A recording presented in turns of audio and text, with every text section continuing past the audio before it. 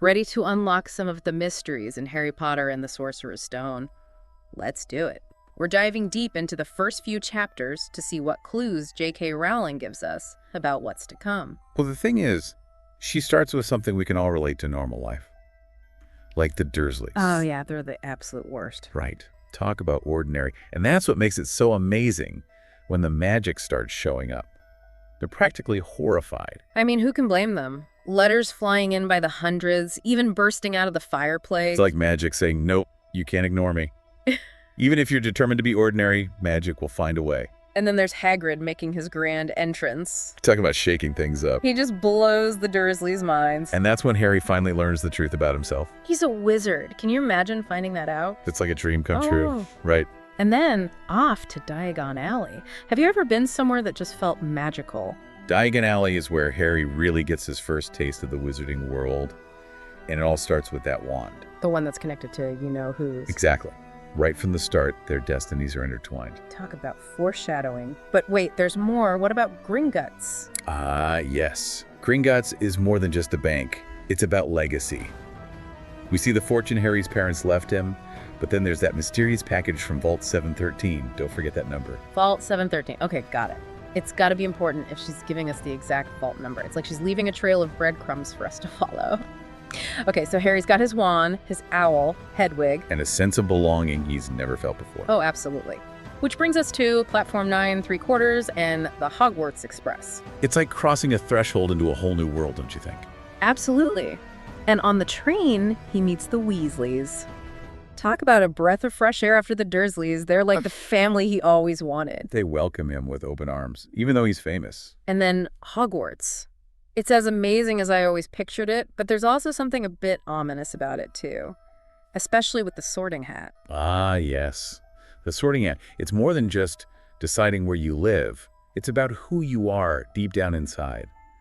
Remember how it hesitated when it was Harry's turn? It sensed the darkness within him, but also his potential for good. Exactly. It's this constant battle, this inner conflict that he grapples with. Do you think he would have ended up in Slytherin if he hadn't resisted? That's a good question. He chose his own path, even if it was subconsciously. Exactly. He has the power to choose who he becomes. And it makes you wonder, what if he had ended up in Slytherin? Would things have been different? But I guess we'll never know. That's the beauty of choices, isn't it? We get to decide who we want to be. Even with someone like Malfoy trying to make your life miserable. Well, Malfoy reminds us that no matter how magical a place may seem, there's still good and bad. He's like the epitome of everything Harry hates. Yes, then there's Snape. Oh, Snape. Talk about a complex character. Right from the start, you get the sense that he's hiding something. He's got that mysterious aura about him. Yeah. Always watching Harry. Like he knows something we don't. And, that connection to Harry's mother, it just adds another layer to their already complicated relationship. Speaking of secrets, we haven't even touched on the Sorcerer's Stone yet. This thing is like the most powerful magical artifact ever. And Voldemort wants it back. I mean, who wouldn't want the power to cheat death? Exactly. And Hagrid, bless his soul, just spills the beans about Fluffy. Well, he doesn't know any better, does he? I mean, three-headed dog. Talk about intimidating. And then he mentions all those extra layers of protection. Because, they're practically daring someone to try and steal it. Which brings us to that whole encounter at the Hog's Head. Yes. The Hog's Head.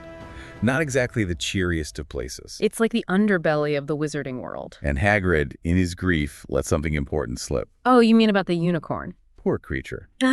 Someone was using its blood to stay alive. That's dark even for this story. Speaking of dark, can we talk about the Mirror of Arust? Seeing your heart's greatest desire. Talk about tempting fate. It's a powerful reminder that dwelling on what could have been can be dangerous. It can blind you to what's right in front of you. And Harry's got to stay focused because he's got a showdown with Voldemort looming. And he has no idea, right? I mean, who would suspect Quirrell? He seems so harmless. And that reveal in the dungeon, it still gives me chills. Voldemort hiding in plain sight the whole time. But there's that one detail that always gets me. Voldemort can't touch Harry because of his mother's love. Talk about powerful magic. And that's what ultimately saves Harry, at least for now. But what do you think? Is love really the most powerful magic of all? Well, It makes you wonder, right? Is love really stronger than all the dark magic in the world? It's a question that's at the heart of the whole series. Mm. But before we get lost in the big picture, let's go back to those first few chapters for a second. Oh, I'm always up for a good reread. It's amazing how much symbolism and foreshadowing Rowling packed into those early pages. Like all the times the number 3 pops up. 3, now that you mention it. 3 friends, 3 tasks to protect the stone, even Fluffy's 3 heads. You're blowing my mind here. I never noticed that before. It makes you wonder if there's something more to it, doesn't it? There's always something more to uncover with Rowling. That's what makes these deep dives so much fun. It's like we're peeling back the layers of the story together. And trust me, there are a lot more layers where that came from. But for now, let's talk about what we've learned. We've seen Harry transition from an ordinary boy living an extraordinary life to a wizard embracing his destiny. And he's made some incredible friends along the way. Friends who are willing to face any danger with him. Because that's what true friendship is all about. Exactly. Through Harry's journey, we see the power of love, courage, and facing your fears, even when it seems impossible. We've only just scratched the surface of Harry's story and the mysteries of the wizarding world. But that's the beauty of it, isn't it? There's always something new to discover. So keep those wands at the ready, because our deep dive might be over for now, but the magic of Harry Potter never really ends. Thanks for joining us. Until next time.